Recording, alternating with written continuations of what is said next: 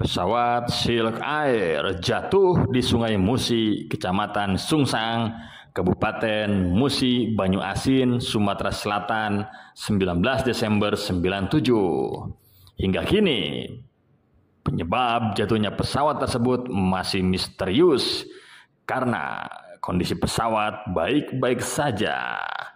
Pesawat dari pabrikan Boeing 737-300 dengan nomor penerbangan MI-185 milik maskapai Singapura itu sebelumnya lepas landas dari Bandar Udara Soekarno-Hatta, Jakarta pukul 15.23 waktu Indonesia Barat dengan tujuan Singapura. Akibat insiden itu sebanyak 97 penumpang dan 7 awak pesawat meninggal dunia. Rinciannya adalah 40 warga Singapura, 2 Jepang, 23 Indonesia, 4 Jerman, 10 Malaysia, 5 Amerika, 5 Prancis, 3 Inggris, masing-masing seorang Bosnia, Austria, India, Taiwan, dan Australia. Misteri terkait kepastian penyebab kecelakaan tersebut masih menjadi tanda tanya. Namun spekulasi menyebutkan ada dugaan pilot melakukan bunuh diri. Pilot tersebut dikendalikan pilot warga Singapura berusia 41 tahun, Su Wai Ming, seorang pilot berpengalaman dengan waktu terbang 6.900 jam. Sedangkan co-pilot adalah warga Selandia Baru berusia 23 tahun, Duncan Watt, berpengalaman untuk usianya dengan 2.200 jam terbang. Sekitar 6 menit setelah perekam suara kokpit berhenti dan dengan jet yang masih meluncur mulus di ketinggian 35.000 kaki, perekam data penerbangan berhenti. Transponder elektronik jet yang menanggapi permintaan radar dengan lokasi dan ketinggian menunjukkan pesawat jatuh dari ketinggian 35.000 kaki ke 19.000 kaki ketika respons transponder berhenti. Sementara itu, jet tersebut yang kini menukik dengan kecepatan supersonik dan di luar batas desainnya mulai pecah di udara. Beberapa detik kemudian, badan pesawat utama menabrak sungai Indonesia. Ekor jet dan bagian lain yang putus di udara jatuh ke tanah sejauh 2 atau 3 mil. Saat itu sekitar pukul 16.13 waktu Jakarta, 50 menit setelah pesawat lepas landas. Setelah 18 hari, proses pencarian puing-puing dan korban kecelakaan akhirnya dihentikan pada 5 Januari 98. Berdasarkan jumlah dan volume potongan, pencarian telah berhasil mengumpulkan 50% dari total bagian badan pesawat. Sementara mengenai jumlah tepat korban yang ditemukan berdasarkan potongan tubuh korban masih belum dapat diketahui.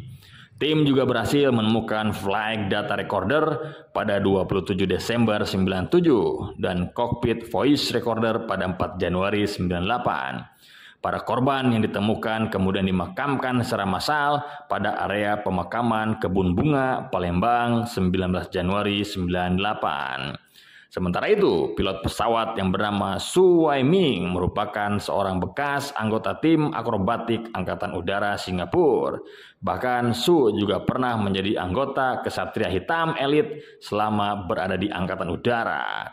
Su juga pilot tempur berpengalaman dan instruktur penerbangan yang berpangkat mayor. Sebelum bergabung dengan Silk Air pada Maret 92, sebagai perwira pertama, dia telah mengantongi 4.000 jam terbang. Dia kemudian dipromosikan menjadi kapten Januari pada 96. Menurut Silk Air, sebelum jatuh dia telah mengantongi total sekitar 6.900 jam penerbangan.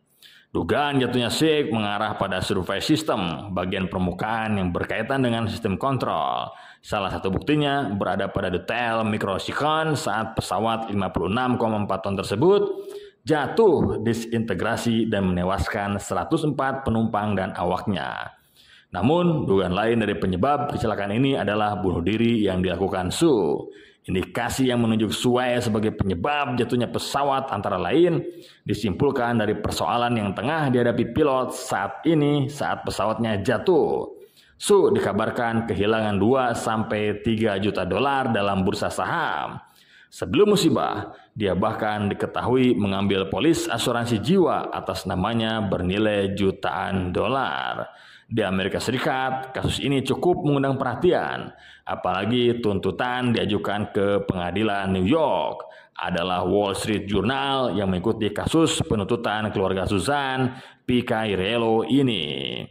Komite Nasional Keselamatan Transportasi Indonesia memimpin penyelidikan resmi dengan bantuan dari Dewan Keselamatan Transportasi Nasional Amerika Serikat, Kementerian Komunikasi dan Teknologi Informasi Singapura, dan Biro Investigasi Keselamatan Udara Australia. Sebagai bagian dari penyelidikan, kotak hitam dan komponen pesawat lainnya diperiksa oleh para ahli di Indonesia, Australia, Prancis, dan Amerika Serikat. Menurut laporan akhir dirilis pada 14 Desember 2000, baik CVR dan FDR telah berhenti merekam sesaat sebelum tumbukan. Tetapi pada waktu yang berbeda, CVR pada pukul 16.05 dan FDR pada pukul 16.11. NTSC menemukan bahwa alat perekam tersebut tidak berfungsi, tapi tidak dapat menjelaskan mengapa mereka berhenti dan mengapa penghentian terjadi pada waktu yang berbeda. Faktanya, KNKT tidak menemukan bukti yang mendukung dengan tegas salah satu penjelasan yang mungkin untuk kecelakaan itu, termasuk kegagalan mekanis atau listrik, cuaca, kontrol lalu lintas udara, dan tindakan pilot. Dari semua skenario yang dipertimbangkan, yang paling mengganggu adalah pilot bunuh diri. Keadaan misterius seputar tragedi tersebut memicu spekulasi awal bahwa pilot telah melakukan bunuh diri di kokpit. Ketika investigasi mengungkap masalah disiplinernya di Swift Air dan masalah keuangan, spekulasi semakin meningkat. Namun, polisi akhirnya menyimpulkan bahwa tidak ada bukti kalau pilot atau awak lainnya punya niat atau motif untuk bunuh diri dengan menyebabkan kecelakaan tersebut.